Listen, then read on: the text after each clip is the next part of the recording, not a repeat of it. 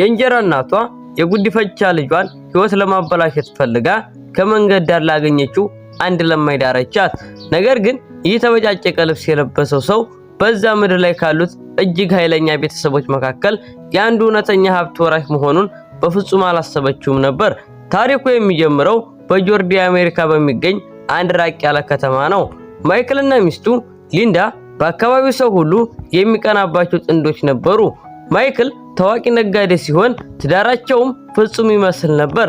ነገር ግን አንድ ትልቅ ችግር አለባቸው። እሱም ልጅ መውለድ አለመቻላቸው ነው።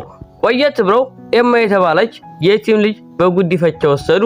ኤማ ወደ ቤቱ ከገባችበት ቅጽበት ጀምሮ ቤቱ እውነተኛ ቤተሰብ መሆን ጀመረ።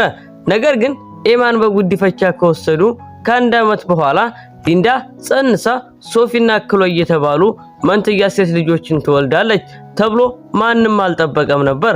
ከዛ ቀን ጀምሮ ሁሉም ነገር ተለወጠ። ሊንዳ ለገዛ ልጆቿ ማዝላት ጀመረች። ኤማም ቀስ በቀስ ከልጅነት ወደ አገልጋይነት ተቀየረች። ማዕር ላይ ተቀምጣ እንድትበላ ይፈቀድላትም ነበር። የምታውቀው ምግብ ማቅረብን፣ ማጽዳትንና መስራትን ብቻ ሆነ። የቤቱ ቆሻሻና ከባድ ስራዎች ሁሉ በሷ ላይ ወደቁ። በዚህ መሃል መንትዮቹ ስለራሳቸው ውበትና ስለ ልብስ ብቻ ይጨነቁ ነበር። ኤማን እንደ ባዕድ ያዩት ስለነበር ኤማን በእውነት የሚጠብቃት ብቸኛው ሰው ማይክል ብቻ ነበር።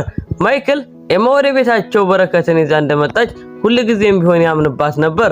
ነገር ግን እጣ ፈንታው ደግነቷ ብዙም አልቆየም ነበር። ኤማ የ16 ዓመት ልጅ እያለች ማይክል በድንገት በሽታ ሞተ። ከዛ ቀን ጀምሮ ኤማ የመጨረሻ መከታዋን አጣች። ሊንዳም ማስመሰሏን አቆመች። ለሁለቱ ልጆቿ ኤማ የእናንተ ቤተሰብ አይደለችም፣ ከመንገድ ተለቅማ የመጣች ሴት ናት ትላለች እያለች ደጋግማ ብትነግራቸው ነበር። መንትዮቹም በጥቂት አብረው ያሾፉባትና ያንገላቷት ጀመር። ኤማ ግን በልቧ ውስጥ ይህ ቤት ብቸኛ መጠለያዋ እንደሆነ ስለምታምን በጭራሽ ምንም ነገር አትመልሳቸውም ነበር። ታለፉና ኤማ የ20 ዓመት ወጣት ሆነች። ነገር ግን እጣ ፈንታዋ አሁንም አልተለወጠም ነበር። ሁልጊዜ ጠዋት ቀድማ የምትነሳና ማታም ዘግይታ የምታርፍ እሷ ነበረች። ሁሉንም ነገር በዝምታ ትሰራ ነበር። ምንም አይነት ቅሬታ አታሰማም። ለዚህ ቤተሰብ ያለኝን ሁሉ ከሰጠው ልፋቴን አንድ ቀን ያውልኛል ብላ ለራሷ ትነግረው ነበር። ግን በጣም ተሳስታለች።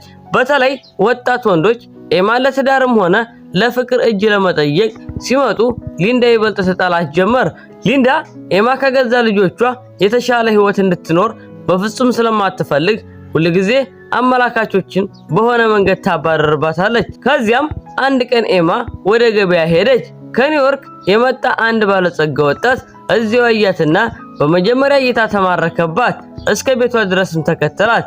ኤማ ቆም አለችና በጥንቃቄ ለምንድነው የምትከተለኝ ስትል ጠየቀችው። ሰውየውም በትኩረት እያያት ምክንያቱም አንቺ እንደሌሎች ሴቶች አይደለሽም፣ ህይወትሽ ከባድ እንደሆነ ግልጽ ነው፣ አይኖችሽ አሁንም ንጹህ ናቸው፣ ላገባሽ እፈልጋለሁ አላት። የሰዎችን ንግግር ድምጽ የሰማችው ሊንዳ ወዲያውኑ ወደ ውጭ ወጣች። የሰውየውን አለባበስና ግርማ ሞገስ ስታይ ፊቷ ወዲያውኑ ተለወጠ። ሞቅ ያለ አቀባበል አደረገለችና ሁለቱንም ልጆቿን በፍጥነት ወደፊት ገፋቻቸው። ነገር ግን ሰውየው በግልጽ እኔ ማግባት የምፈልገው ኤማን ነው ሲል ተናገረ። እነዚህ ቃላት ሊንዳን እንደ ቢላዋ ወጓት። ወዲያውኑ ኤማ ቀጠሮ ተይዞላታል። በሚቀጥለው ሳምንት ትዳራለች በማለት ከባድ ውሸት ዋሸችው። ኤማ ባለጸጋ ጋር ከምትጋባ ይልቅ ሊንዳ ራሷን ማጥፋት መረጠች። ሰውየው ለጥቂት ጊዜ ዝም አለና በሚቀጥለው ሳምንት የምታገባ ከሆነ እኔ ከሌሎች ልጆችሽ አንዷን አገባለሁ አላት። ሊንዳ ወዲያውኑ ተስማማች። ነገር ግን ደስታው ካለፈ በኋላ አንድ ነገር ትዝ አላት። ኤማ በሚቀጥለው ሳምንት ሰርግ ካልነበራት ውሸቷ ወዲያውኑ ይረጋገጣል። ይህ የጋብቻ ዝግጅት ለማዳን ተጨነቀች። ማንም ይሁን ማን ኤማ በአስቸኳይ መዳር አለባት ብላ ወሰነች። ከዛም ልጇ ክሎይ በድንገት አንድ ሰው ትዝ አላት። ከጥቂት ቀናት በፊት መንገድ ላይ አንድ በጣም የቆሸሸና ምስኪን ሰው ማየቷን ተናገረች። እንደዚህ ያለ ለማኝ የሚመስል ሰው ሚስት ብንሰጠው በፍጹም እምቢ አይልም አለች። ሊንዳ ይህንን እንደሰማች ወዲያውኑ እንዲያመጡ ታዘዘች። ብዙም ሳይቆይ ክሎይ ሰውየውን ይዘው መጣች። ልብሶቹ ተቀደዋል፣ ሰውነቱም በአቧራ ተሸፍኗል።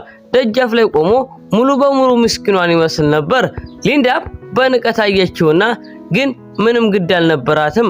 የምትፈልገው ኤማን በተቻለ ፍጥነት ማስወገድ ብቻ ስለነበር ሰውየው ራሱን እያስተዋወቀ ስሙ ኖህ ይባላል። ሊንዳ ጨዋ ለመምሰል እንኳን አልሞከረችም። በቀጥታ ወደ ጉዳዩ ገባች። ኤማን ለማግባት ፍቃደኛ ነህ ስትል ጠየቀችው። ከዛም ኤማን ጠራቻት። ኖህ ቀና ብሎ ኤማን ባያት ቅጽበት ደነገጠ። ኤማም የዚህን ቤተሰብ ውሳኔ ላለመቃወም ስትል አንገቷን ደፍታ ተስማማች። ከአንድ ሳምንት በኋላ ሁለት ሰርጎች በአንድ ጊዜ ተካሄዱ።